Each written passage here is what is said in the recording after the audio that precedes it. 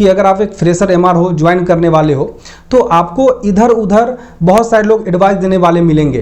तो आपको किसी का भी एडवाइस नहीं सुनना है, यहाँ तक कि मेरा भी एडवाइस सुनने की जरूरत नहीं है। हेलो फ्रेंड्स, कैसे हो आप लोग? आपका स्वागत है एक बार फिर से मेरे यूट्यूब चैनल में। आशा करता हूँ आप सभी अच्छे होंगे। फ्रेंड्स, आज का जो वीडियो है वो फ्रेशर्स एमआर के लिए वरदान साबित होने वाला है, क्योंकि आज इस वीडियो में मैं जो जानकारी देने वाला हूँ वो आपको इंटरनेट पे कहीं नहीं मिलेगा। तो अगर आप इस जॉब को ज्वाइन करने वाले हैं, एमआर जॉब को, या आपको ज्वाइन किए हुए 1 महीना, 2 महीना, 3 महीना, 10 दिन, 15 दिन जो भी हुआ है, तो आप इस वीडियो को पूरा लास्ट तक देखना। आपको इस वीडियो में लाइफ चेंजिंग एडवाइस मैं आप लोग के लिए देने वाला हूँ। तो जो भी लोग फ्रेशर्स हैं उनके लिए पहला एडवाइस जो मेरा है वो ये है कि इस जॉब में आने से पहले आप लोग ज्वाइन करते समय एक चीज़ माइंड में मेकअप कर लो कि ये जो जॉब है डॉक्टर को मिलने, डॉक्टर को प्रोडक्ट बताने तक सीमित नहीं है। ये जो जॉब है इसमें आपको डॉक्टर से मिलना है, प्रोडक्ट बताना है और साथ ही साथ प्रिस्क्रिप्शन का डिमांड करना है।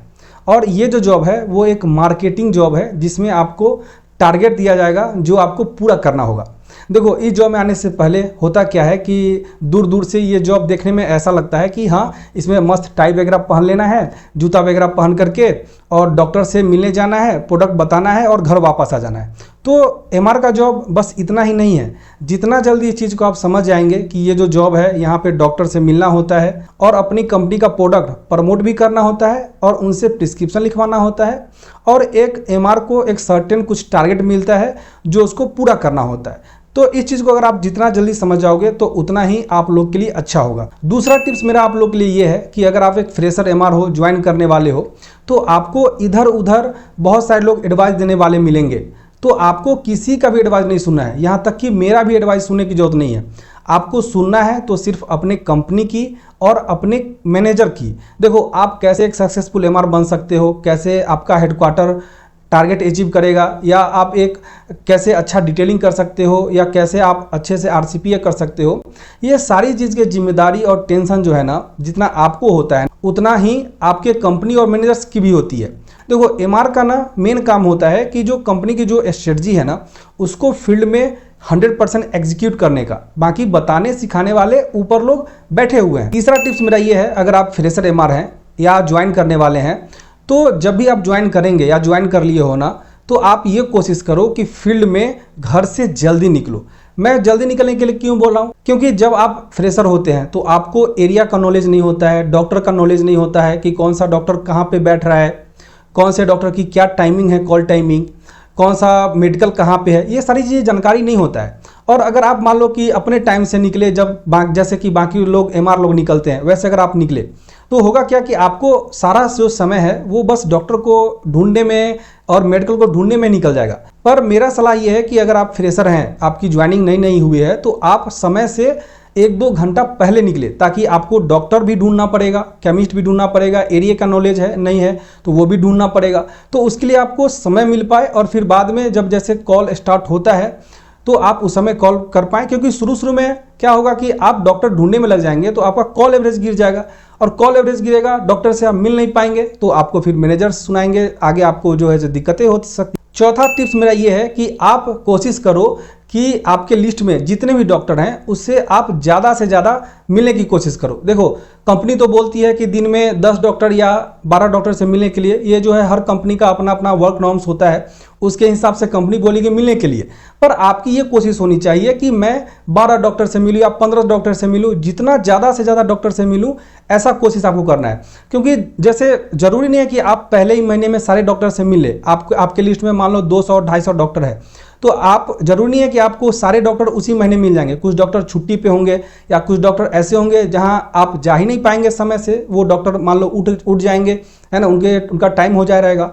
तो इसमें होगा क्या कि आप सारे डॉक्टर को नहीं मिल पाएंगे। देखो, वैसे तो नियम के हिसाब से आपको हर डॉक्टर को प्रत्येक महीने मिलना है, पर शुरू में होता क्या है कि आप जितना ज़्यादा डॉक्टर से मिले रहोगे ना, तो आपको अगले महीने उसको कवर करने के लिए सही रहेगा। पांचवा टिप्स मेरा आप लोग के लिए ये है कि आप मार्केट में ज़्यादा से ज़्यादा टाइम स्पेंड करने की कोशिश करो। चाहे डॉक्टर के पास हो, चाहे केमिस्ट के पास हो, चाहे स्टॉकिस्ट के पास हो, ज़्यादा समय स्पेंड करने के लिए इसलिए मैं बोल रहा हूँ कि जितना ज़्यादा आप समय स्पेंड करेंगे ना डॉक्टर के पास, मेडिकल के पास, स्टॉकिस्ट के पास, तो उतना आपका रिलेशन बनेगा और वहाँ से आप जानकारी जो है कलेक्ट कर सकते हैं। मतलब रिलेशन बन जाने के बाद वो लाइफ टाइम आपके लिए काम आएंगे। दूसरा, अगर आप मेडिकल स्टोर से रिलेशन बनता है आपका, तो कभी पीओबी वगैरह की दिक्कतें आए तो पीओबी वगैरह मिलने में आपको आसानी होगी। और अगर आपका स्टॉकिस्ट रिलेशनशिप बनता है तो कभी ऑर्डर वगैरह की जरूरत हो टारगेट अचीव करने के लिए, तो वो आपकी हेल्प करेंगे। तो आप कोशिश करो कि मार्केट में शुरू में ज़्यादा से ज़्यादा डॉक्टर के पास या मेडिकल स्टोर के पास या स्टॉकिस्ट के पास समय स्पेंड करने का। छठा टिप्स मेरा आप लोग के लिए ये है कि आप मार्केट में जैसे आप जाते हो तो आपको जितने भी लोग मिले, जैसे कि डॉक्टर है, मेडिकल है, एमआर मिले या मैनेजर्स मिले, सबसे कांटेक्ट बनाना है। देखो ये जो जॉब है ना, ये मार्केटिंग और नेटवर्किंग का जॉब है। ये नेटवर्किंग मतलब वो लेवल सबके निकलेंगे वैसा जॉब नहीं है। मतलब ये जो है ना, फिर भी यूँ कहूँ तो नेटवर्क जितना आपका रहेगा ना, उतना आपके लिए फायदा रहेगा। तो आप जितने भी लोग मिलते हैं, एमआर मिले मार्केट में या मैनेजर मिले या डॉक्टर से आप मिलते हो या मेडिकल वाले से मिलते हो, सबसे कांटेक्ट बनाओ। और कांटेक्ट बनाने के साथ साथ उनका कांटेक्ट नंबर भी लो। जैसे आपको कोई एमआर मिलता है या मैनेजर मिलता है, उनका कांटेक्ट नंबर लो। तो कभी आपको जैसे कंपनी चेंज करना हो या कोई अच्छी अपॉर्चुनिटी आती है दूसरी कंपनी की, तो आपको उसकी जानकारी मिल पाएगा। अगर आप मेडिकल स्टोर वाले का नंबर लेके रखते हो तो आपको कभी पीओबी की जरूरत हो तो आप उनको फोन करके, या कभी मेडिकल स्टोर में प्रोडक्ट वहां पे शॉर्टेज होता है आपका, तो मेडिकल वाले आपको कांटेक्ट कर लेंगे। या फिर आप डॉक्टर से ही मिलो तो डॉक्टर से उनका कांटेक्ट नंबर लेने की कोशिश करो, ईमेल आईडी वगैरह लेने की कोशिश करो, डेट ऑफ बर्थ वगैरह लेने की कोशिश करो, जिससे आपका डॉक्टर से रिलेशनशिप बनेगा। कभी आप उनको व्हाट्सएप पे भी रिमाइंडर या गुड मॉर्निंग भेज सकते हो, जिससे आपका रिलेशन बिल्ड होने में और नेटवर्क बिल्ड होने में आपको हेल्प करेगा। अगला टिप्स मेरा ये है आप लोग के लिए कि अगर आप फ्रेशर हो, शुरू में ज्वाइनिंग कर रहे हो, तो आप ज़्यादा से ज़्यादा कोशिश करो कि आरसीपीए करने के। आरसीपीए क्या होता है? आरसीपीए मतलब रिटेल केमिस्ट प्रिस्क्रिप्शन ऑडिट। मतलब आपको मेडिकल स्टोर में जाना है और आपका क्या प्रोडक्ट चलता है या प्रोडक्ट नहीं चलता है, या जिस डॉक्टर से आप मिलने जा रहे हो वो आपका कौन सा प्रोडक्ट लिखते हैं या लिखते थे, नहीं लिखते तो किस कंपनी का लिख रहे हैं, तो वो सारी जानकारी आपको आरसीपीए से ही पता चलेगी, मेडिकल स्टोर से, डॉक्टर की प्रोफाइल। तो आगे आपको डॉक्टर को कन्वर्ट करने में, डॉक्टर से प्रिस्क्रिप्शन लिखवाने में और मार्केट का भी नॉलेज होगा। आरसीपीए से आपको पता चलेगा कि यहाँ पे और कौन कौन से डॉक्टर हैं, सारी जानकारी आपको मिलेगी। तो जितना आप शुरू में कोशिश करो कि मेडिकल स्टोर से मिलो और वहाँ आरसीपीए करो और इंफॉर्मेशन कलेक्ट करने की कोशिश करो, जो आपको आगे फायदा देगा। अगला टिप्स मेरा आप लोग के लिए है कि आपको ना डायरी मेंटेन करना है। जैसा कि मैंने आपको बताया कि सारा आपको इन्फॉर्मेशन कलेक्ट करना है, आरसीपीए कलेक्ट करना है, डॉक्टर से विजिट करने जा रहे हो तो उनकी कॉल की टाइमिंग पता करना है। कुछ डॉक्टर होते हैं जो पार्टिकुलर संडे या मंडे को ही मिलते हैं। तो आपको जैसे कि आप गए मार्केट में, आप सर्वे किए, आपको पता चला, आप सुने, घर आते आते आप भूल जाओगे।